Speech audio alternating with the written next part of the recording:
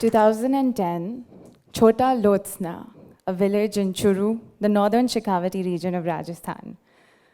The program I was working on over there was to do with support teachers and principals through learning and development. The school that I was working in had a lot of girls with the names Seema and Rekha. Now, the teachers in the audience would understand what happens when you have more than one child with the same name. I couldn't understand why so many girls had to be named Seema and Rekha. I was too new to the space. Being very curious about it, I asked the locals and I asked the teachers, and nobody answered. And initially, it was just like, samajh lo, you'll have to understand this on your own. Till one village lady came up to me and said that this is why we name our daughters Seema and Rekha. It indicates a line, a finitude, a finale, an end. It is a message to God to say, bas, ab ladki nahi chahiye. That's when I remembered that's when I recognized once more how privileged I am. At least I come from a family that wanted me, that didn't want to perhaps abort me or kill me, that wanted me. 2013, Dongri Children's Home in Bombay, a program where I was supporting employability, learning and development for children of both spaces. Children under the age of 18 who've been trafficked and rescued, or perhaps been victims of crime, and children who have perhaps committed crimes or supported in one.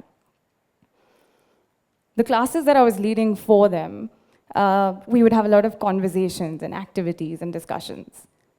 There was this one girl, Nina, not even 12 years old. She would participate in the discussions and the conversations, but not in the physical activities. I didn't want to ask her, I had some idea. So I checked with the female warden, कि क्या है? मन नहीं लग रहा क्या उसका? And I was told that she's had 2 abortions because she was bought and sold, and she lived in the back of a truck.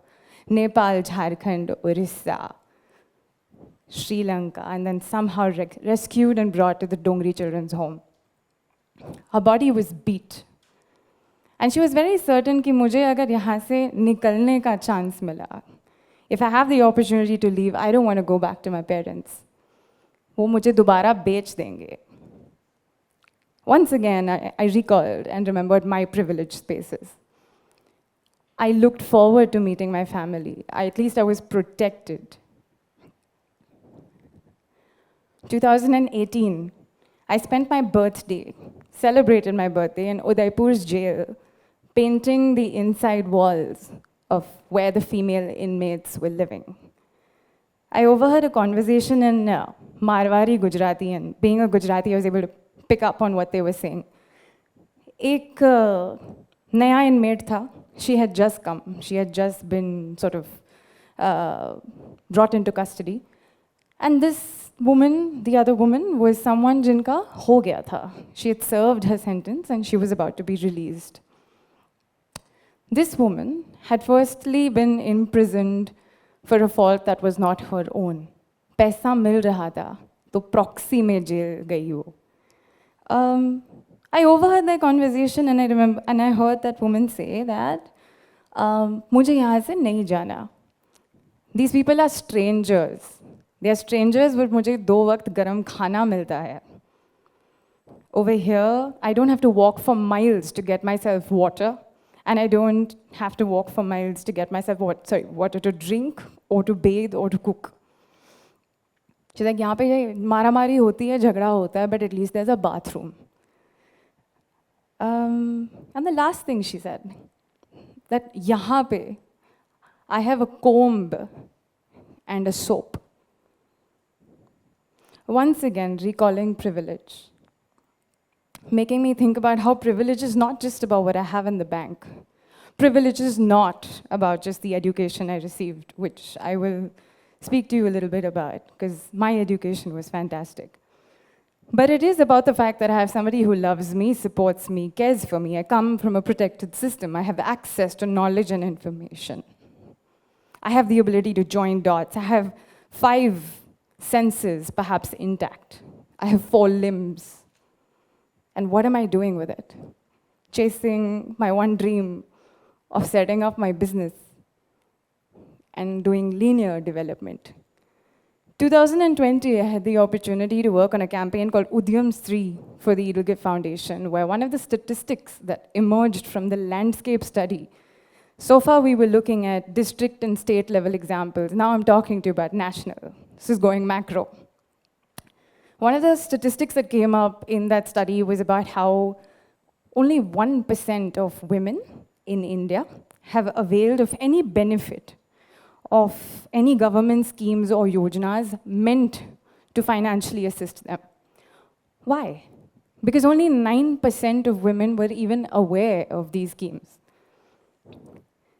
Tells me a lot, and once again makes me sort of anchor and ground myself in my privilege. There is a facility for me. A lot of people say government kuch nahi karti, or a lot of people say कि अगर कुछ होना है तो government को करना है. A lot of people say कि हम क्यों करें, NGOs है करने के लिए. A lot of people say society ही खराब है. Society है कौन? Is society outside of this room or is it inside of this room? Who makes up the change maker? While the government has got more than 700 to 800 schemes to support women, be they widowed or Adivasi or just rural migrants working in urban situations, there is a lot of gap that needs to be bridged. Because resources hai, schemes hai, but that knowledge gap is massive. Made me recount how I am at least aware of my rights. I have my basic documents in place. Now, why am I talking to you about all of this? Because I genuinely believe that the onus is on us to do anything. The school that I studied in, coming back to 2006, when I was perhaps the age of the majority audience here, I began working at the age of 16 when I heard my principal say that you must now step out into the world and do what is right. जब आप सही करेंगे ना, लोग आपको पसंद नहीं करेंगे. Do what is right, but be prepared to be disliked. To develop an affinity for that discomfort is essential. We were also told very clearly that don't be apologetic. Be unapologetic about your gender, about the fact that you're a woman. And I'll give you one quick example because time is a luxury. In Rajasthan, when I worked, we were just given the assignment ki jaake ye workshop karna hai. It was up to us to build a relationship with the Gram Panchayat, with the village heads, with the village women, and actually bring people together. मुझे काफ़ी time लगा because जो ग्राम पंचायत वाले लोग थे, जो all the men over there who were in all of these committees expected me to sit on the floor जब वो लोग discussion कर रहे थे. वो सारे खाट पे बैठे थे or they were on benches and they expected me to sit down. They also expected me to cover my head in a ghungat. Born and brought up in Bombay with an education like the kind that I had received, which by the way was in a matchbox-sized ICSE school with no international affiliations and no major infrastructural support, but with teachers who believed that they don't have to teach, but they have to enable learning. That was at the core of everything. So it was difficult to work in Rajasthan, but when they expected me to cover my head, I said, "Ab pagdi bandhna sikha dijiye." So I became that girl who would ride a bike in rural Rajasthan and wearing a pagdi and not a ghungat to make a statement that if the men can wear a pagdi, I will too. I stood for about 44 meetings, and the meetings would go on for about 2 or 3 hours. 54 degrees Celsius, month of May, amidst the sand dunes in Rajasthan. Stood for the meetings because I refused to sit on the floor. And one day the village elder said, "Baith jaiye hamare saath. If you push, you'll do it. You don't have to back down." In school, we were taught that the onus is on those who have privilege. The onus is on those who have facilities. Those of us who have more than what we desperately need are privileged. We were taught that everything you do needs to be able to have a larger impact. It can't just be your singular dream. You can, of course, have a dream, but your dream must accommodate and must include. We learned that in COVID. Because if you look at how much changed in these 2 years, and we realized the fragility of working linearly. There is so much advancement. There's more educational facilities, more health facilities, more spending power. There is access through international boundaries. There is more information available. There is more wealth. Science is at its peak. But what has happened, if you look from a macro perspective and you look at the last 500 years, what is the rate at which we are going through crises or natural disasters? Everything has increased in the line of facilities or resources, but somehow the problems have increased too. What are we doing wrong? We're doing everything half-heartedly. We're doing everything without being connected. हम अच्छा करते हैं because it looks good. Credits के लिए social work करते हैं. We go volunteer somewhere to get a certificate. We do CSR because mandated by Ministry of Corporate Affairs to do 2% profit before tax work. किसी ने बताया है करना पड़ेगा इसलिए कर रहे हैं. और कर रहे हैं तो ब्रांड बिल्डिंग भी हो रहा है, लेगेसी बिल्डिंग हो रहा है. किसी को टॉयलेट बना के दिया तो हम रिबन काट रहे हैं. Why are we doing this work? What are we achieving from this? All the money in the world and every powerful authority, every international body couldn't protect the vulnerability of life during COVID. Everyone was running helter-skelter for a bed, for oxygen, something you can't buy with all the money and linear progress that you've made. ये 2 साल ने हमको एक crash course दे दिया है. The crash course on interconnectedness, how dependent we are on each other. And the more we ignore this, and the more we behave like ye to chala gaya. If you look at the airports and the railway stations today, people are traveling as though kuch aur karne ko hai hi nahi. The airports have become like zoos. Now I'm inviting you to explore a couple of ideas. One is not the price of privilege. I'm not saying कि क्योंकि हम अमीर हैं हमको कुछ करना चाहिए, क्योंकि मेरे पास access है हमको कुछ करना चाहिए. It's not about the price you pay for being privileged. It is the power that you can utilize to transform, to add beauty, to add efficiency to the world outside. Second idea. If you're not interested in leaving a very solid, positive impact, can we begin to account for the negative impact? मुझे business करना है, ठीक. मुझे अपने पे चलना है, मुझे अपना बंगला 2 गाड़ी 3 गाड़ी, I want that, ठीक है. Can you account for the negative impact? What is the cumulative cost of the convenient or comfortable life that you are leading? Mentally, quickly, make a note of 10 products or brands that you use and think through, कहाँ से आता है ये सामान? How many flights or how much cargo must this be taking? Which labor units must have made this? Was it legal labor? Was it child labor? What is the environmental damage that my convenient and comfortable life is causing? कुछ अच्छा छोड़ के नहीं जाना है, तो कुछ बुरा तो मत छोड़ के जाओ. आपकी convenience landfills में बैठी है, seeping into the oceans. There's a beautiful Native American song that speaks about how there's a land where the whales swam peacefully in the rhythm of the oceans. When the whales sang their song, we couldn't sing along, and they never sang their song again. We don't know the language of the rivers and the grass.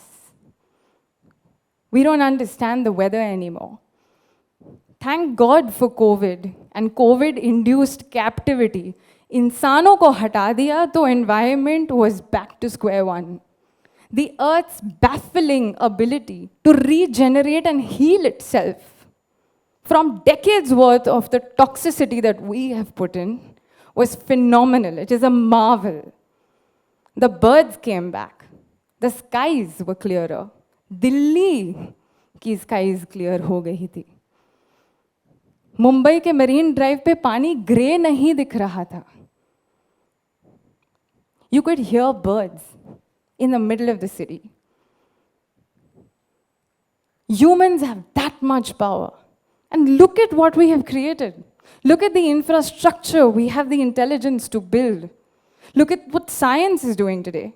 Look at all of this and then think, how and where are we going wrong when only 2% of India's population can be called privileged?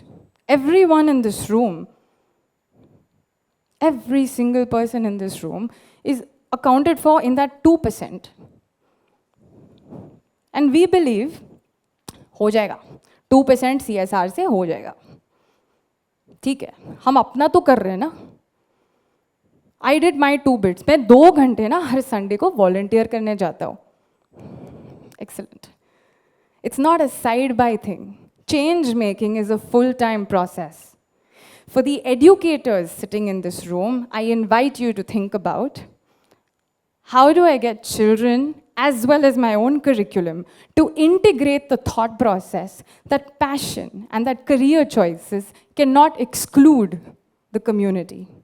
It must include. जो degree आप हासिल करना चाह रहे हो, क्या होगा उससे सोचो. I stand here, degree-less, CV-less. I returned my degree in protest during the 6th Pay Commission. There's another TED talk on that, please watch it. I stand here CV-less, recommendation letter-less, having worked to generate ample wealth and facilitate that towards social impact by mentoring emerging philanthropists, working with some of the top 12 MSME companies in the country, working with philanthropic organizations, and having personally lived out of a backpack for more than 14 years of my life, going from village to village, jail to the Indo-Pak border, the Indo-China border, to the ghats and the valleys, to understand and to sort of offset my privilege. I grew up in Kemp's Corner in Mumbai, and the question that I had for my parents was this, that, yaar, pani nikal do, 24 घंटे electricity nikal do, the clothes that I have in my cupboard, the exposure to math, science, literature, music, history that I have had. If I take away all of this, who am I? What am I? And what is the impact that I have created in my journey? And that's where I began that 14-year stint. Again, not to leave you with the heaviness of what privilege can do, but to invite you to rethink. I have the power to translate problems into solutions. Can I fall in love with fixing gaps and plugging leaks and not turning my head from them because yaar mujhe na manicure ke liye jana hai? Convenience and comfortable living comes at a severe cost. Consider that you are not living in isolation. COVID से कुछ सीखा है तो यही सीखा है. I will leave you with that.